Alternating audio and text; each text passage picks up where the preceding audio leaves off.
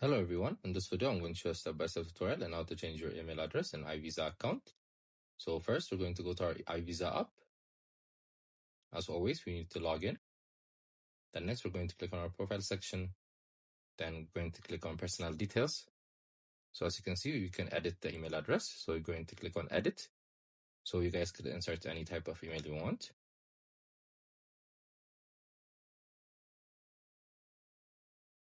So once you enter, you're going to click on update email. So from now on, you have a different email. So anything is going to be sent to a different email. And that's pretty much it.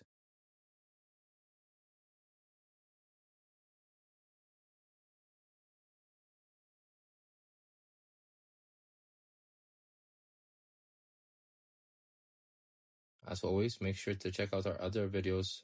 I hope you guys like this video. Subscribe for more, like for more, share for more. I hope to see you again. Goodbye.